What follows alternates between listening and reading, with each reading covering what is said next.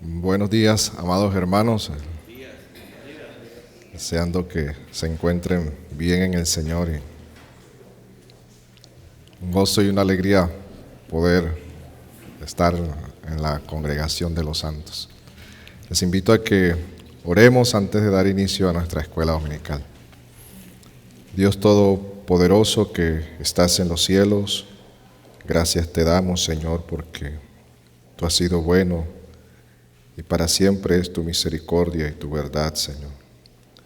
Gracias por tu presencia con nosotros en este lugar, en este santo recinto, porque tú estás aquí, Señor. Y que tu Espíritu nos guíe a conocerte a través de las Sagradas Escrituras y te demos toda la gloria y la honra a ti. Ayúdanos, Señor, en esta mañana a saber más de ti, a darte adoración, exaltación por medio de tu palabra. En Cristo Jesús te lo pedimos. Amén. Amén. Bueno, hermano, hoy continuaremos con el segundo y tercer párrafo del capítulo 4 de la creación. Ya con esto estaremos terminando y esperamos poder sacarlo el día de hoy. Y el párrafo 2 del capítulo 4 de la confesión de fe dice de la siguiente manera: después que Dios hubo creado todas las demás criaturas, creó al hombre varón y hembra con almas racionales e inmortales, haciéndolos aptos para la vida con Dios, para la cual fueron creadas o creados, siendo hechos a imagen de Dios en conocimiento, justicia y santidad de la verdad, teniendo la ley de Dios escrita en sus corazones y el poder para cumplirla, y sin embargo con la posibilidad de transgredirla por haber sido dejado a la libertad de su propia voluntad, que era mutable. Ya habíamos hablado de Dios como creador, de la creación de todas las cosas, del propósito de la creación, que Dios creó todas las cosas buenas.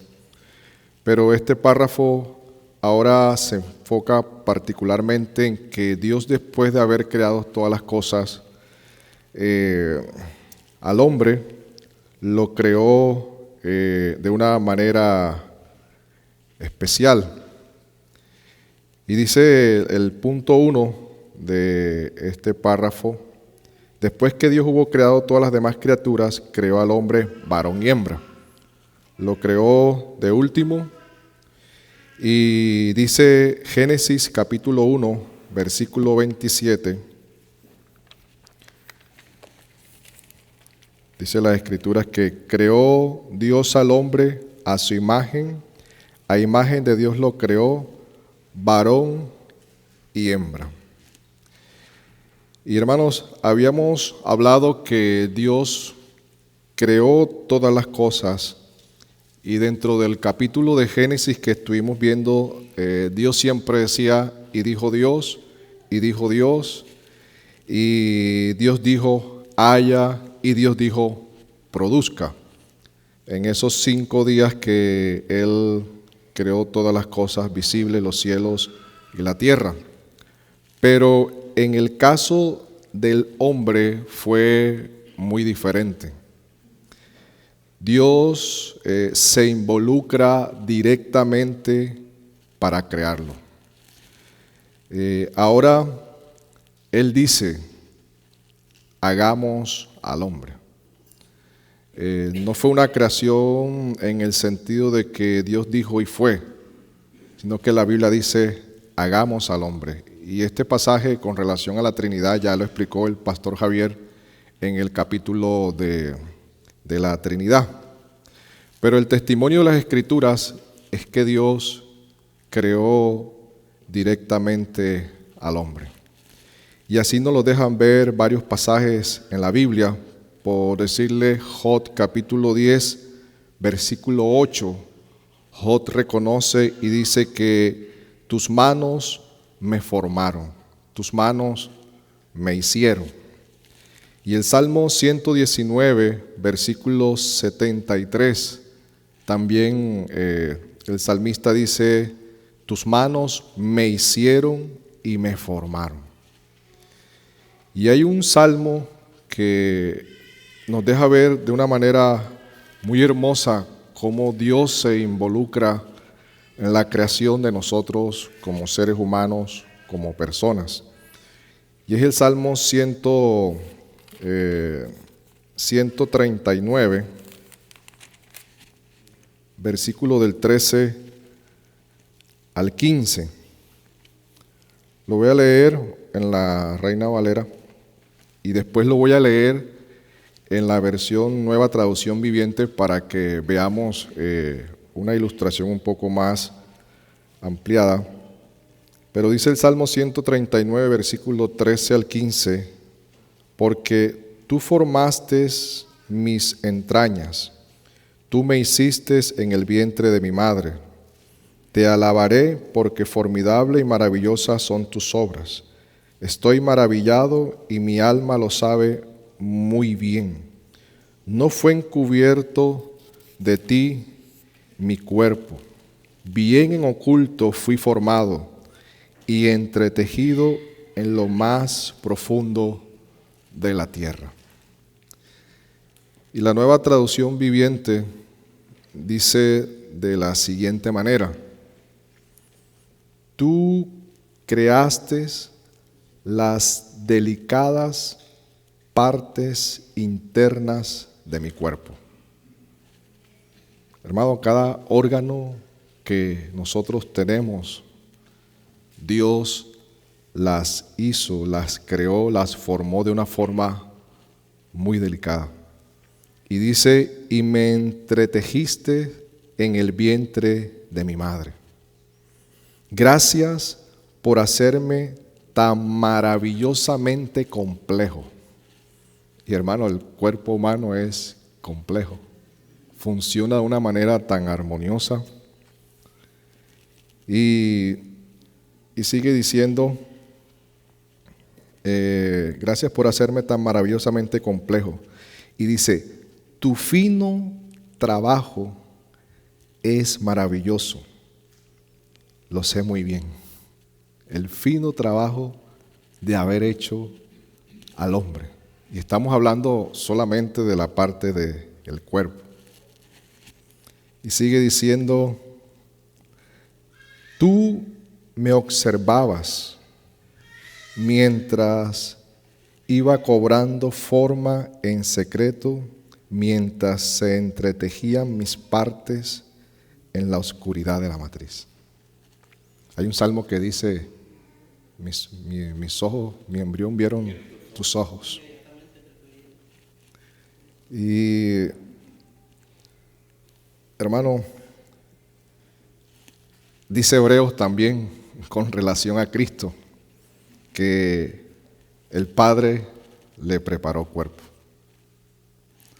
O sea, el que usted y yo tengamos este cuerpo, lo maravilloso, lo complejo, el corazón, todos los órganos que tenemos, fue un trabajo fino de parte de Dios. Y Él se involucró en hacernos así, de esa manera. Y también vemos que el texto que comenzamos leyendo de Génesis, Dios definió el género humano cuando lo creó. Y dice que lo creó varón y hembra. Y en este sentido, desde las Escrituras, no existen más géneros, sino que, más sexo, solo hombre y mujer. Y este tema, hermano, es totalmente racional con la biología. Biológicamente, pues, solamente existen varón y mujer, o hembra, o hombre y mujer. Y hermano, ¿qué nos demuestra esto? Que cuando uno mira el orden que Dios establece con su creación, uno mira que Dios hace al hombre, lo crea, sale el hombre, sale la mujer, y desde allí sale toda la descendencia que puebla toda la tierra, y uno mira el contexto de la salvación, el por qué Cristo tiene que venir como hombre y redimirnos, da sentido a que toda la humanidad desde un principio tenía que salir de un solo linaje, tenía que salir de un solo hombre inicialmente y de una sola mujer, en este caso de Adán y Eva. Y el desconocer ese hecho atenta gravemente contra la redención. ¿Por qué? Nosotros vemos en Hechos capítulo 27, versículo 16, dice que de una sola sangre, 27, 16, dice que de una sola sangre vino todo el linaje de los hombres.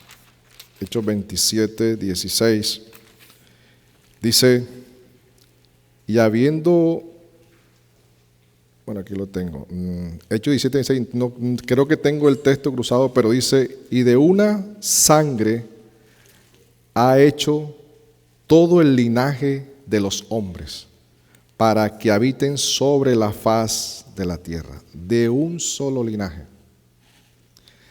Hermanos, esta afirmación pareciese que fuese un concepto muy simple con relación a de dónde salimos. ¿Sí? Salimos de Adán y Eva. Para un cristiano esto sería algo muy básico, pero no es así, hermanos. O sea, el negar esta verdad lleva consecuencias devastadoras. Por eso el Espíritu de Dios, en esa inspiración que le da a los hombres que escriben las Escrituras, registra muy claramente la creación del hombre. ¿Por qué? Porque si no es cierto que todos los seres humanos descendemos o descienden de Adán, como muchos afirman hoy, si no es cierto eso, entonces toda la historia de la redención se deshace. Negar esta verdad que enseña la Biblia tiene implicaciones de gran alcance para la fe cristiana.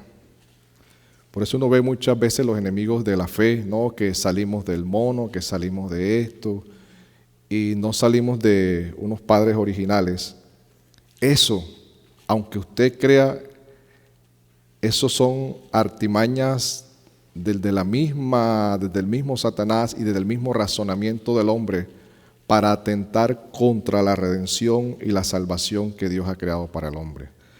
O sea, alguien dijo que alterar radicalmente esto altera todo el entendimiento del pecado y particularmente el origen y la naturaleza depravada del hombre y por ende el sentido de la imputación.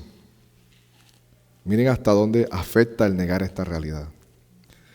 Altera el entendimiento de la salvación, especialmente opaca o incluso llega a negar la muerte de Cristo como una expiación sustitutiva por el hombre, para propiciar la justa ira y la santa ira de Dios contra el pecado. Así que no es un tema que es tan básico, porque nosotros lo vemos básico, pero el negar esto, miren todo lo que implica. Por lo anterior, es que la iglesia, hermanos, históricamente ha confesado esta verdad en sus diferentes confesiones. Todos tenemos los mismos padres originales. Si usted tiene claro que todos tenemos los mismos padres originales, que sabemos que lo tenemos claro, todo el resto de la historia de la redención se mantiene. Si negamos la existencia de estos padres originales, toda la historia de la redención no tendría sentido, ni la encarnación de Cristo. Y sigue diciendo este punto de la confesión en el párrafo 2 que estamos estudiando, que Dios creó al hombre y dice con almas racionales e inmortales, haciéndoles actos para la vida con Dios, para la cual fueron creadas. Y vemos Génesis capítulo 5 o capítulo 2, versículo 7, que dice: entonces Jehová Dios formó al hombre del polvo de la tierra y sopló en su nariz aliento de vida, y fue el hombre un ser viviente. Este texto nos muestra que el hombre es dos partes. Una parte que nosotros conocemos como una parte material, que habla del polvo de la tierra, y otra que se denomina una parte inmaterial, la cual nosotros no vemos, es el aliento o el hálito de vida o el espíritu. Y ese es el testimonio de la Biblia. O sea, la composición del hombre, usted y yo, somos dos partes unidas, entendiendo que es una unidad indisoluble. No son partes separadas conviviendo dentro de un cuerpo. Es una unidad completa, indisoluble, un ser siendo todo lo que es, lo que vive, lo que siente. Si el hombre dicen que está triste, su cuerpo lo siente. Y si el hombre se golpea con la uña, el dedo pequeño, lo que sea, todo lo siente. Entonces, es una unidad que Dios ha establecido en ello. Es indisoluble.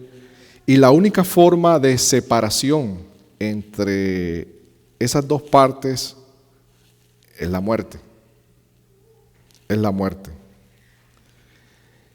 Y hermano, en el Nuevo Testamento, Santiago hace una analogía por comparación con relación a la fe y a las obras y el cuerpo y el espíritu, donde él resalta esta gran verdad desde Génesis. Dice Santiago 2:26, porque como el cuerpo sin el espíritu está muerto, miren que Santiago habla del cuerpo y el espíritu está muerto, así también la fe sin obra está muerta. Y en Génesis vemos el texto que Dios creó al hombre, pero la Biblia dice que el hombre solo pasó a ser un ser viviente cuando Dios sopló en él el aliento de vida, o cuando le impartió el espíritu de vida. No el Espíritu Santo. Dios le dio el espíritu de vida, parte de ese atributo que Dios comunicó al hombre fue la vida. Dios tiene vida de sí mismo y a nosotros nos dio de esa vida que Él tiene en sí mismo. Por eso es que los hombres son inmortales, no mueren. Y Job, capítulo 33, versículo 4, dice: el Espíritu de Dios me ha hecho, y el hálito o el aliento del Todopoderoso me da vida. Por eso la muerte del cuerpo, hermanos, es el abandono de ese espíritu de vida. En la Biblia vemos cómo se intercambia en la palabra espíritu con alma, dando también o colocando al alma como dando vida a este cuerpo. Pero a lo último se habla de una misma cosa, espíritu y alma. El espíritu mostrándonos las escrituras como siendo también la misma alma, y en este caso el alma y el espíritu, de acuerdo a muchos textos en la Biblia, no tienen ninguna diferencia. Miren, con relación cuando Rebeca murió, dice Génesis 35, 18, dice: y aconteció que cuando su alma partía, está hablando del alma de Rebeca, saliendo de ella. Dice el texto que su alma partía, pues murió, se le salió el alma a Rebeca y murió. Se le salió. Hermano, y uno cuando lee, dice la Biblia que la muerte de los justos es de estima a los ojos de Dios, ¿no? Y cuando el alma de un justo muere, creería yo que sería como el momento cuando Lázaro muere, que los ángeles vienen y lo llevan. Eso es lo que nos deja ver hasta allí, lo único que nos muestra una ventana como hacia el más allá. Pero aquí Rebeca, dice la Biblia, no usa la palabra allí literalmente espíritu, si usted lo ve, es la palabra alma. Se le salió el alma a Rebeca y murió. Pero vemos que el espíritu que Dios sopló al hombre en Génesis fue lo que le dio vida. Entonces, vemos que hablar de espíritu y de alma dentro de las Escrituras equivale a lo mismo. Miren, otro texto que encontramos en el Nuevo Testamento es Mateo capítulo 10, versículo 28. Dice que cuando el Señor está con sus discípulos, Él les dice lo siguiente: no temáis a los que matan el cuerpo, mas el alma no pueden matar. Y aquí habla de un alma inmortal.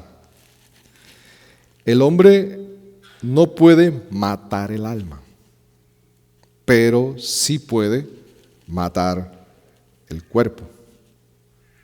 Y el Señor es cuando le dice: teme más bien aquel que puede destruir el alma y el cuerpo en el infierno. Y en este sentido, la vida en el hombre es que puede morir en esta tierra, pero jamás dejará de existir. Y eso lo vemos en el pasaje del rico y Lázaro. Entonces, cuando hablamos de inmortalidad, estamos hablando de que el hombre tuvo un principio, tuvo un inicio, pero no va a tener un final. En Dios es diferente. Pero Él nos transmitió de ese atributo de Él esa vida. Y en este momento, hermanos, si un hijo de Dios muere, se produce esa separación. Este cuerpo se desvanece, vuelve al polvo, se convierte en lo que muchas veces conocemos como cenizas. Pero su alma, su espíritu, vuelve a Dios. Un ejemplo, hermano, en el libro de Eclesiastés, el tema ahí del libro de Eclesiastés es el sentido de la vida y enseña que el todo del hombre, como termina el libro, es teme a Dios y guarda sus mandamientos. Y la recompensa del hombre, ¿cuál será? La vida eterna. Una vez que muera, partirá con su Creador para estar con Él para siempre. Y así lo enseña el texto de Eclesiastés, capítulo 12, versículo 7, que dice: del cuerpo volviendo al polvo, y el espíritu, ¿a quién va? A Dios. Y el polvo vuelve a la tierra como era, y el espíritu vuelve a Dios, quien lo dio. Este pasaje de Eclesiastés, hermano, muchas veces lo usan para decir que el espíritu de los impíos, o todo espíritu de toda persona sobre esta tierra, vuelve a Dios porque Dios le dio el espíritu, pero lo que se va al infierno, en el caso de los impíos, es el alma. Y esa enseñanza uno la escuchó muchas veces dentro del pentecostalismo, porque ellos defienden la tricotomía, y más adelante pues explicaremos eso en palabras más sencillas. Pero hermano, ese espíritu que habla ese texto, que vuelve a Dios, es el de sus hijos, no el de los impíos. Porque el contexto general nos muestra que está hablando es de esos justos, que temen a Dios y guardan sus mandamientos. Hermano, muchas veces, como les decía, hemos escuchado que Dios creó al hombre como un ser tripartito. Tripartito es de tres partes: espíritu, alma y cuerpo. Y usan para justificar esa posición un pasaje de 1 Tesalonicenses, capítulo 5, verso 23, que dice: y que el mismo Dios de paz os santifique por completo, y que todo vuestro ser, espíritu, alma y cuerpo. Entonces cita todas estas partes: ser, espíritu, alma y cuerpo. Entonces miren que ahí la Biblia habla de un espíritu, un alma, un cuerpo, un ser. Pero vemos que a la luz de la Biblia, tanto espíritu como alma se intercambian. Lo vimos en algunos pasajes, hay muchos otros, pero se intercambian, pero a lo último el significado es el mismo. Ahora, usar este texto para decir que el ser humano es tripartito, no cuadraría tampoco con este texto, como muchos han enseñado, porque el versículo no solamente muestra al hombre como un ser de tres partes, sino de cuatro partes, porque habla de ser, de espíritu, de alma y de cuerpo. Ahora bien, hay otro texto en Deuteronomio capítulo 6, versículo 5, que dice de la siguiente manera: amarás al Señor tu Dios de todo tu corazón y con toda tu alma y con todas tus fuerzas. Aquí dice que el hombre debe amarlo con todo el corazón y con toda su alma. Entonces hay una pregunta y es: ¿será diferente corazón y alma? ¿O es, en el Antiguo Testamento se hablaba mucho del hebraísmo? El hebraísmo es que busca resaltar una verdad por medio de usar palabras repetitivas o a través de palabras sinónimas. Entonces, cuando este texto habla de amar a Jehová tu Dios con todo tu corazón, con toda tu alma, con todas tus fuerzas, ¿ese corazón y alma serán diferentes o es una forma de repetir para resaltar o realzar una verdad? Cuando usted lee los proverbios, un ejemplo, encontramos lo que se llaman paralelismo. Paralelismo, póngale usted que son dos líneas que van una arriba, otra abajo.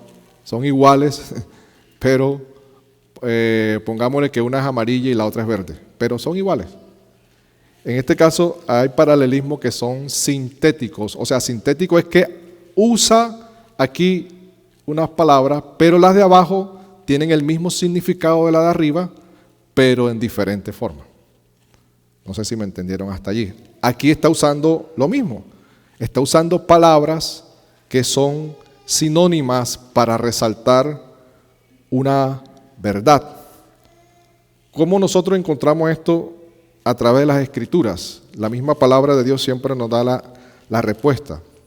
¿Qué representa el corazón en la Biblia?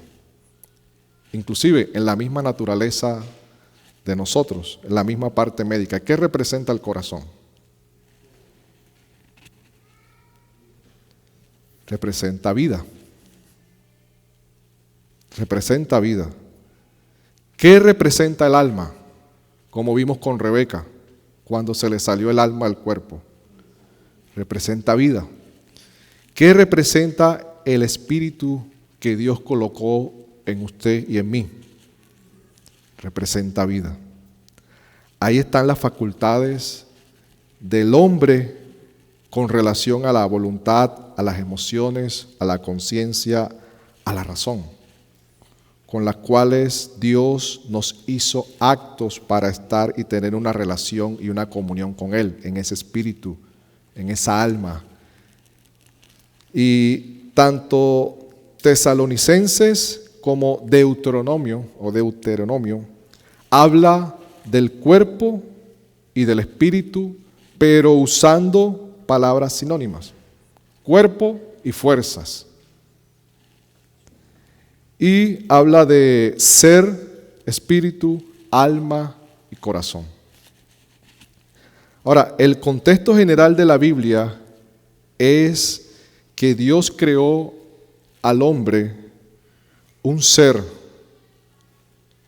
de dos partes, que es cuerpo y espíritu o alma. Dios creó al hombre un ser viviente que involucra un cuerpo, un alma, un espíritu inmortal, el cual sí tuvo un inicio, un comienzo, pero que no tendrá un final porque vivirá para siempre, sea para estar con Dios en vida eterna o sea para condenación eterna. No creemos, como creen los testigos de Jehová, en la aniquilación del alma o del espíritu. El espíritu o el alma dejando de existir. Y ellos usan el pasaje que leímos ahorita, que teman más bien aquel que puede destruir el cuerpo y el alma en el infierno. Y el testimonio y esas palabras hay que interpretarlas dentro del contexto de la condenación. Pero hermano, hay gente que se suicida y dice, ya está descansando. O se muere sin Cristo y dice, bueno, por fin va a descansar. Pero hermano, Dios creó al hombre alma racional.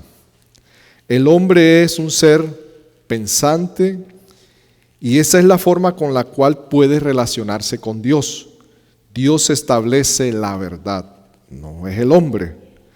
Y siendo Dios mismo, esa misma verdad, y para nosotros los cristianos, la verdad no es algo, no es un mero concepto que se pueda dar de un objeto, de una situación o de un evento. Para los hijos de Dios, para usted y para mí, la verdad es una persona. Y es nuestro Señor Jesucristo. Él dijo en el Evangelio de Juan, capítulo 14, verso 6, yo soy la verdad. La verdad es Cristo mismo. El que conoce a Cristo, conoce la verdad verdadera. Y sobre esa verdad es que está basada y anclada la voluntad, el intelecto, las emociones, la conciencia, el sano juicio de los hijos de Dios. Conocer a Cristo es conocer la verdad de Dios. Conocer la verdad de Dios es conocer a Cristo. Conocer la voluntad de Dios es conocer a Cristo. Pero, ¿qué pasó, hermanos, con esa razón? Con ese conocimiento, con esa conciencia en el ser humano. Eso lo vamos a ver en el segundo punto que vamos a tener a continuación, pero hasta aquí, si alguno tiene alguna pregunta, algún aporte, bien pueda antes de pasar al siguiente. Yo sí tengo una pregunta con respecto a eso. Bueno, digamos que para mí es un tema medio nuevo, aunque yo lo estaba hablando con mi suegro anteriormente. Pero, por ejemplo, una vez alguien me dijo, bueno, como Dios nos hizo a imagen y semejanza de Él, y digamos que Él es Padre, Hijo, Espíritu Santo, digamos que me sustentó el hecho de que somos también tripartitos de esa misma idea, ¿no? Partiendo de esa misma idea. Esa es un pensamiento, creo yo, que es general, porque es lo que enseñan básicamente, uno. Y dos, viendo que Dios es quien da ese aliento de vida, es correcto pensar Entonces, si es condenado o es salvado, en realidad lo que se salva o se condena es ese espíritu que sale del mismo Dios hacia el hombre, o se salva ese mismo espíritu que sale del mismo Dios al hombre. Okay. Muchas veces se usa la lógica para interpretar las escrituras. Esa misma de que se usa una analogía de que como Dios es trino para explicar que el hombre es un ser trino, pues en sí la Biblia no la enseña. Es una deducción lógica. Un ejemplo, Satanás tentó al Señor Jesucristo, pero lógicamente yo puedo deducir de que si Satanás tentó a Cristo era porque Cristo podía pecar. Usted no puede deducir eso lógicamente. Hay muchos que han llegado a esa conclusión. Si Satanás tentó a Cristo era porque Cristo podía pecar. Pero dentro del decreto de Dios, y muy bien se ha explicado acá, era imposible que Cristo pecara. Pero Él no dejó de sentir sufrimiento, dolor y todo lo que las tentaciones le conllevaron. En ese concepto no aplicaría el que la Trinidad se le aplicase al hombre también. Uno, porque desde la Biblia no lo muestra. Dos, porque desde Génesis queda establecido por la revelación de Dios que nada más es cuerpo y espíritu. Son dos partes, una inmaterial, otra material. Con relación a que Dios sopló el espíritu o vida, estamos hablando que Dios comunica la vida al hombre. Pero el hombre posee una vida en el cual puede morir por medio del pecado. Dios nunca va a morir, Dios nunca va a cambiar.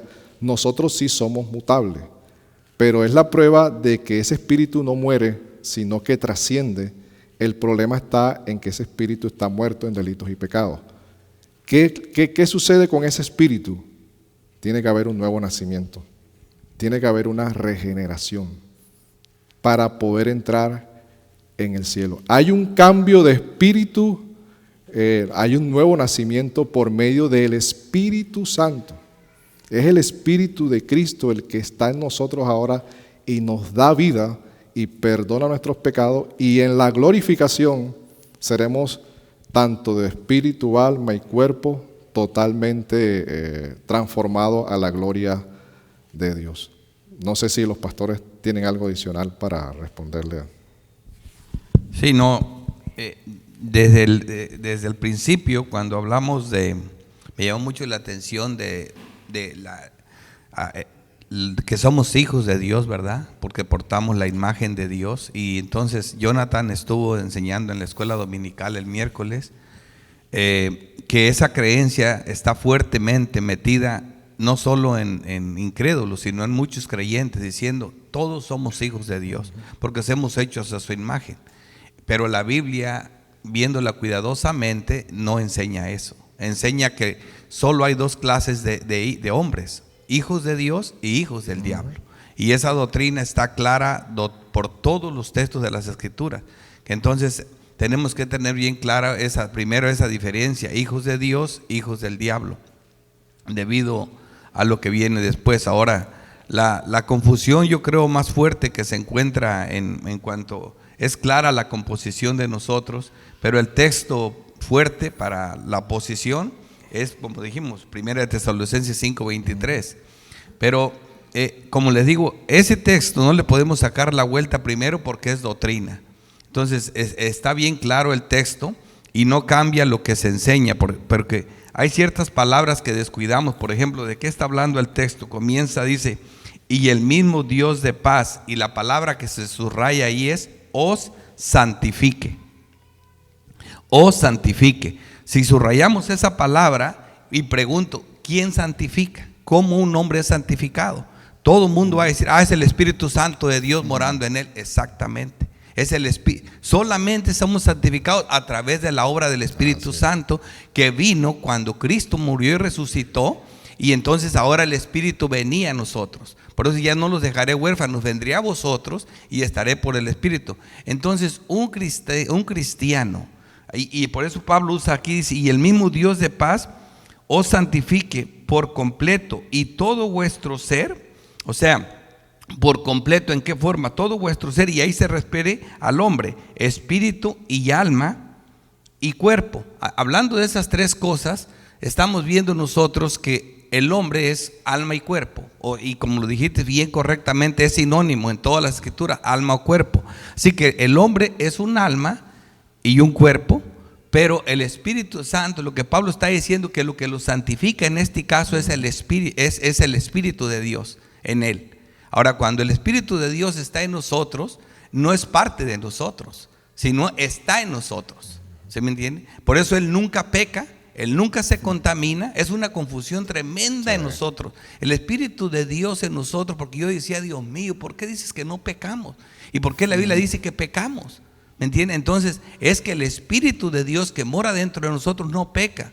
Romanos 7 lo enseña bien. Está hablando de los dos hombres, dice: el hombre interior se deleita en Dios, ese nunca peca, se goza en Dios. Dice, pero hay otra ley en mis miembros, el cuerpo, el que me lleva cautivo a la ley del pecado. Y dice, miserable de mí, ¿quién me librará del cuerpo de muerte? O sea, en la carne pecamos, en el espíritu nunca pecamos.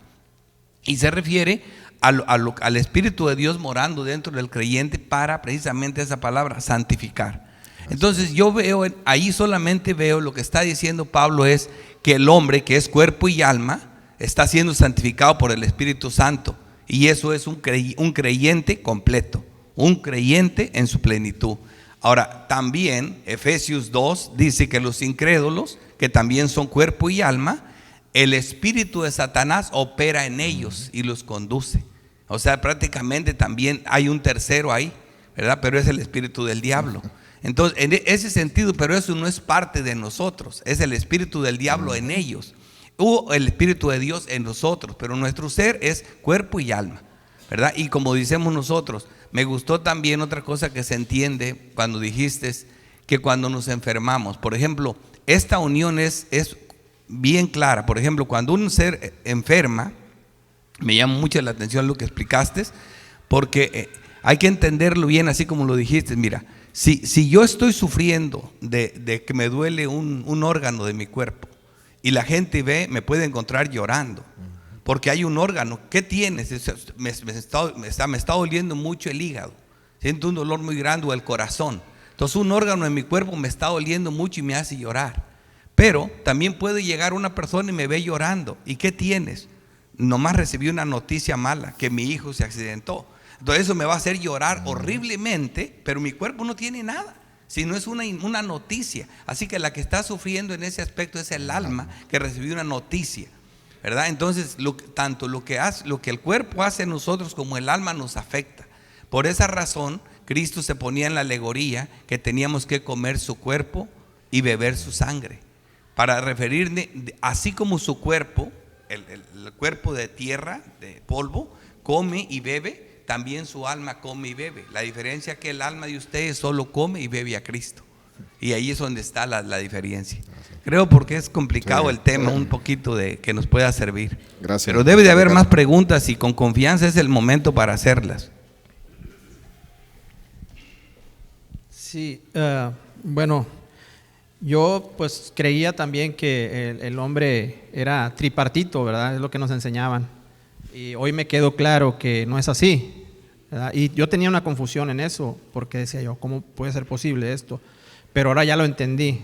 Y tengo tres comentarios de lo que hemos escuchado hasta ahorita, ¿verdad? Y esto es algo poderoso porque me ha abierto los ojos de una manera para ver las cosas diferente. Y uno es, me doy cuenta ahora que ¿verdad? En cierta manera la teoría darwiniana es un ataque para la creación de Dios, para el sentido de la imputación y la salvación. Es también atacada directamente por esta teoría, ¿verdad? Y otro comentario, ¿verdad? Cuando dijo usted que Dios creó al hombre con almas racionales e inmortales, estamos hablando aquí de Adán, ¿verdad? El hombre original.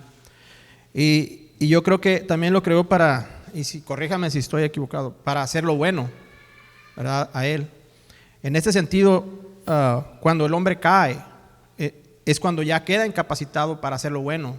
Cuando Adán cae, entonces nos imputa esa cosa en nosotros, al ser humano, de la incapacidad total de poder buscar a Dios. Pero originalmente Dios creó al hombre para hacer lo bueno.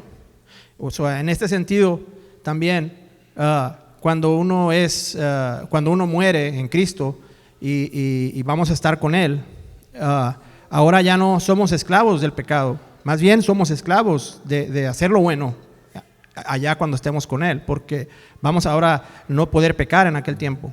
Entonces, ese es un comentario, quisiera que si me puede aclarar eso y si es correcto. Sí, está bien, hermano, así como usted dijo. Solo una pregunta, tú hablaste de la tricotomía y hay una enseñanza que se deriva de eso.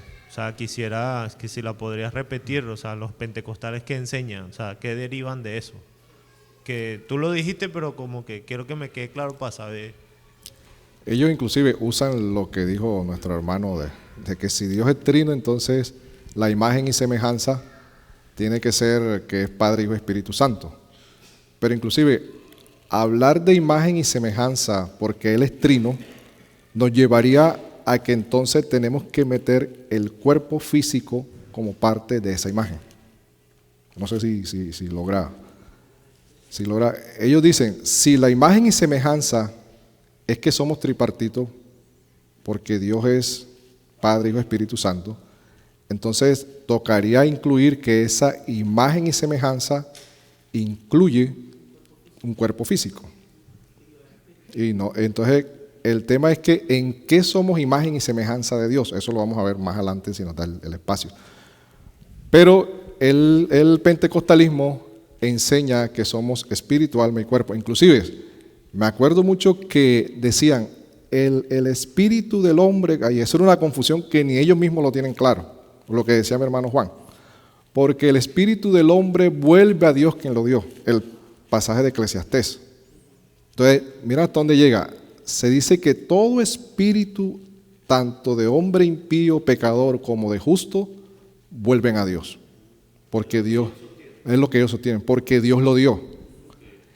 El alma, que es donde están las emociones, los sentimientos, la voluntad, lo que siente, todo lo demás, es la que se desprende y en ese cuerpo van a sufrir en el infierno.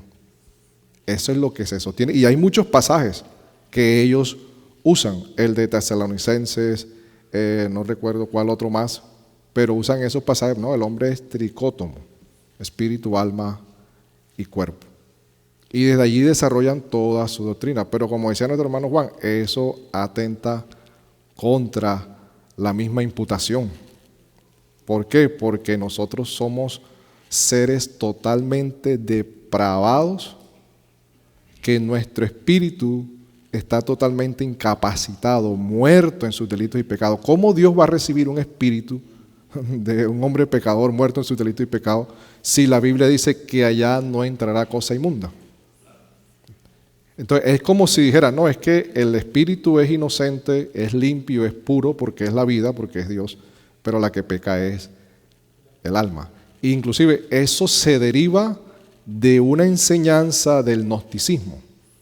El gnosticismo que decía, hay una parte espiritual que es pura y hay una parte material que es mala. El cuerpo es malo, el espíritu es bueno, se necesita una intermediación. Esa intermediación es el alma.